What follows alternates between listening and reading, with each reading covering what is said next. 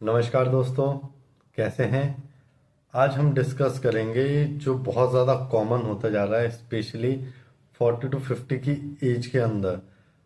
Early as में सबके wrinkles आते जा रहे हैं, एजिंग दिखने लग गई है, चेहरे पे झुर्रियाँ आ रही हैं, रिंकल्स रह रहे हैं, डार्क लाइंस हो रही हैं और उम्र से पहले ही एक तरीके से बुढ़ापा दिखने लगा है, जिससे आपको हर चीज़ के अंदर कॉन्फिडेंस लो होता जा रहा है और साथ ही साथ आपको वीकनेस फील होती रहती है कम एज के कारण।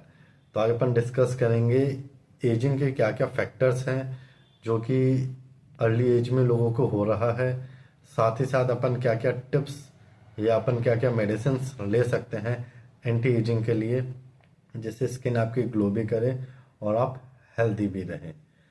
तो आज सबसे पहले डिस्कस करते हैं एजिंग के बारे में। जो रिंकल्स फॉर्मेशन हो जाता है, ये एक प्रकार का एजिंग प्रोसेस रहता है जो स्पेशली सबकी लाइफ में एक बार आता है और आजकल 40 to 50 की एज में सबसे ज़्यादा स्किन में शो हो रहा है, स्पेशली फेस पे, नेक पे और हैंड्स पे स्किन लूज होती जा रही है और साथ ही साथ इसका स्ट्रक्चर है जो ग्लोइंग है वो कम से कम होती जा रही है। एजिंग के क्या क्या सिम्टम्स रहते हैं, स्पेशली जो अपन ने अभी तक बात की है, फाइन लाइंस होने लगते हैं, स्किन पे ग्रीस पड़ने लगते हैं, झुर्रियाँ होती हैं, स्पेशली फोरहेड पे रहता है और चीक्स पे बहुत ज़्यादा शो होता है। इलास्टिसिटी है जो स्किन की वो लूज होने लगती है, स्किन झूलने सी लगती है, साथ ही साथ स्किन ड्राई हो जाती है, डल हो जाता है, ब्राइटनेस स्किन में कम होने लगती है और यूवी रेडिएशन के कारण, सन्स के कारण स्किन अर्ली एज में डैमेज होना स्टार्ट हो जाती है। और मेन कॉज इसका जो रहता है स्मोकिंग रहता है और एनवायरमेंटल इफेक्ट्स रहते हैं, जैसे लाइफस्टाइल डिसऑर्डर हो गया, आपकी डाइट्स क्या क्या हैं, हेल्दी डाइट है कि नहीं, फिजिकल एक्टिविटी कितनी है, इसके कारण ये सब होता है। और जितना भी फेस के ऊपर जो एक्सप्रेशंस रहते हैं, ये एक प्रकार से डल होना स्टार्ट हो जाते हैं। जितनी जल्दी एजिंग होगी उतने ज़्यादा स्किन की प्रॉब्लम्स बढ़ती जाएगी। जैसे जैसे एजिंग होती है, जो सेल्स हैं इनका फंक्शंस डिस्टर्ब होने लगता है, कम होने लगता है, तो फिर आगे जाके हार्ट की problem, diabetes, dementia, cancer, even Alzheimer disease होने लगता है। मतलब चीज़ें, याददाश्त कमज़ोर हो जाती हैं, भूलने लगते हैं, कैंसर की प्रॉब्लम हो जाती है, हार्ट और लंग्स से रिलेटेड प्रॉब्लम स्टार्ट हो जाती है। और जो सबसे ज़्यादा कॉमन है डायबिटीज़, ये सब लाइफस्टाइल डिसऑर्डर है, ये इसलिए जल्दी होने लगता है। इसमें अपन को क्या क्या नहीं करना चाहिए कि आप एजिंग से बचे हुए रहें। सबसे पहला, स्मोकिंग या कोई भी एडिक्शन है उसको पूरे तरीके से कम कीजिए। सेकंड, जो शुगर एडिक्शन है, बहुत ज़्यादा शुगर खाने में आ रहा है, उसको कम कीजिए। जितना ज़्यादा शुगर लेंगे डाइट में, एजिंग बहुत जल्दी रिफ्लेक्ट होगी आपके। थर्ड, कैफीन इनटेक, जितना ज़्यादा आप कॉफ़ी, टी, कोल्ड ड्रिंक्स ये सब ज़्यादा लेंगे, स्किन के ऊपर एजिंग बहुत जल्दी शो होने लगती है। और मेन चीज़ जो बहुत ज़्यादा आजकल लोग पिज़्ज़ा, बर्गर, पताशी, मोमोज, जो लार्ज अमाउंट में जो जंक फूड्स खा रहे हैं, जिससे बॉडी के इलेक्ट्रोलाइट्स डिस्टर्ब्स हो रहे हैं, उसके कारण एजिंग बहुत जल्दी शो हो रही है। और बाकी फैक्टर्स हैं, नींद अच्छे से नहीं होना, कम से कम 6 से 7 घंटे की नींद पूरी लेनी ज़रूरी है। लैक ऑफ स्लीप के कारण भी स्किन्स का जो फंक्शनिंग है डिस्टर्ब होती है। और जो बहुत ज़्यादा केमिकल्स लगाते हैं, अलग अलग प्रकार के कॉस्मेटिक्स ट्राई करते हैं स्किन में ग्लो लाने के लिए, एक बार तो फ़र्क आता है पर उनकी एज के एक बार रुक जाएगी पर स्किन डिस्टर्ब होने लगती है और फिर एजिंग बहुत जल्दी उनके स्किन पे शो होने लगती है। और मेन कॉज है लैक ऑफ फिजिकल एक्टिविटी, कि कोई रनिंग नहीं, कोई वॉकिंग नहीं, एक जगह बैठे रहना, बैठ के आराम से खाना और ऑफिस का काम करना, गाड़ियों से घूमना, मतलब फिजिकल एक्टिविटी बिल्कुल नहीं है। इसके कारण आपके एजिंग बहुत जल्दी शो होती है। तो अपन इसमें क्या क्या कर सकते हैं कि आपकी एजिंग बची हुई रहे और लंबे टाइम तक स्किन ग्लो करते रहे और आप हेल्दी भी रहें, स्किन से भी, मेंटली भी और फिजिकली भी। सबसे पहले हेल्दी डाइट स्टार्ट करेंगे। फ्रूट्स डेली का, एक कोई भी फ्रूट्स डेली खाना है, चाहे बनाना लीजिए, चाहे एप्पल लीजिए, या सीजन का जो भी फ्रूट्स आपको पसंद है। सेकेंड, पानी बहुत ज़्यादा से ज़्यादा पीना है। ड्रिंक जितना ज़्यादा पानी पियेंगे, जितने आपके अनवांटेड टॉक्सिन्स हैं स्किन में वो फ्लश आउट होने लगेंगे। स्किन को कम से कम 2 बार आप नरिश कीजिए, फेस वॉश कीजिए सुबह शाम, कि स्किन के ऊपर मसाज होते रहे। और कोई भी मॉइस्चराइज़र यूज़ कीजिए जिससे स्किन का टोन बढ़े।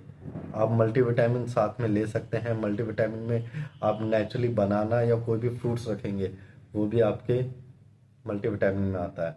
और बहुत ज़्यादा सन में एक्सपोज नहीं करना है, धूप में ज़रूरत से ज़्यादा नहीं रहना है।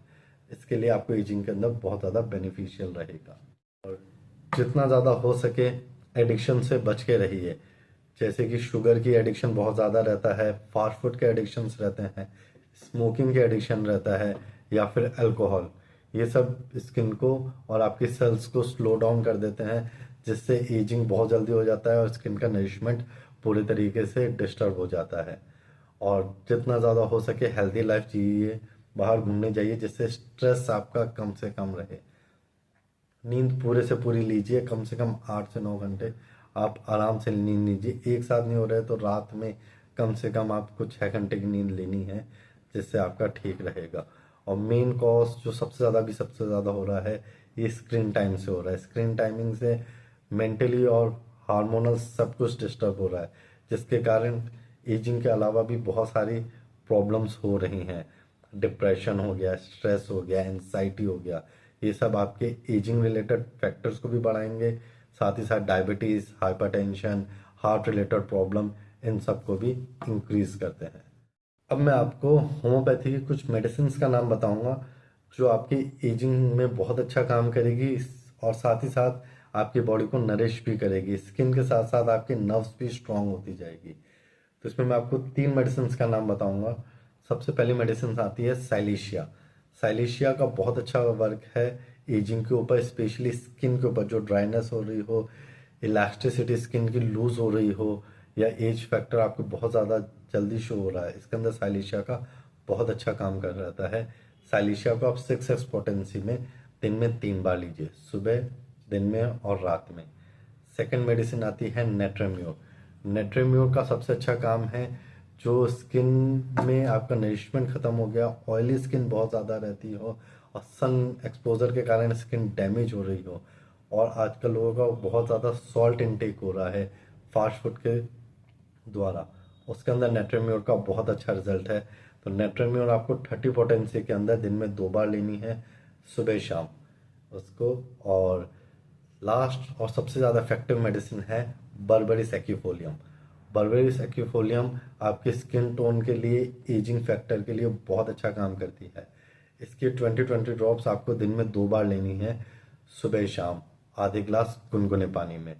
और साथ ही साथ फेस पे अप्लाई करना है नीचे से ऊपर की तरफ, जिससे स्किन पे कैसा भी मार्क हो, डार्क सर्कल्स हो, रिंकल्स हो रहे हो, इन सब में आपको फ़र्क दिखने लगेगा। तो मैंने आपको 3 होम्योपैथिक मेडिसिन का नाम बताया है, साइलेशिया, नेट्रेम्योर और बर्बेरिस एक्यूफोलियम मदर टिंचर। तीनों को आप यूज़ कीजिए, आपको 1 महीने के अंदर अपनी बॉडी के अंदर खुद ही चेंज दिखने लगेगा। स्किन की टोन बढ़ने लगेगी, फेयरनेस बढ़ने लगेगा, और जो भी आपके साथ साथ प्रॉब्लम हो रही है स्किन के अंदर, सबके अंदर बहुत अच्छा रिजल्ट मिलेगा। साथ ही साथ हेल्दी डाइट आपको लेनी है। डेली का एक फ्रूट, कोई भी फ्रूट जो आपको पसंद है वो डेली एक लीजिए, चाहे बनाना लीजिए चाहे एप्पल लीजिए। सेकंड, पानी बहुत ज़्यादा पीना है, कि जितना आप यूरिन जाएंगे, जितना आप टॉक्सिन्स को फ्लश आउट करेंगे, स्किन ग्लो करेगी। थर्ड, फिजिकल एक्टिविटी रखनी है, एक्सरसाइज करनी है, कि आपके पसीना आए, पर्सपिरेशन से, स्वेटिंग से जो भी आपके पोर्स ब्लॉक हो रहे हैं वो सब ओपन होंगे और स्किन में नेचुरली ग्लो आने लगेगा। और लास्ट, फास्ट फूड, सॉल्टी चीज़ों को अवॉइड कीजिए। अगर क्रेविंग होती भी है तो एक दिन डिसाइड कर लीजिए महीने में सिर्फ 1 बार लेंगे फास्ट फूड, और जितना हो सके फास्ट फूड खा रहे हैं उसके कंपैरिजन में 100 टाइम्स ज़्यादा आपको वाटर इनटेक और एक्सरसाइज रखना है, कि उसका साइड इफ़ेक्ट आपकी बॉडी पे नहीं आए। और माइंड को काम रखिए, शांत रखिए, जिससे एजिंग के साथ साथ आपके नर्व्स में भी स्ट्रेंथ मिलेगी, और कोई भी प्रॉब्लम आगे होने वाली रहे वो आपकी ठीक होने लगेगी।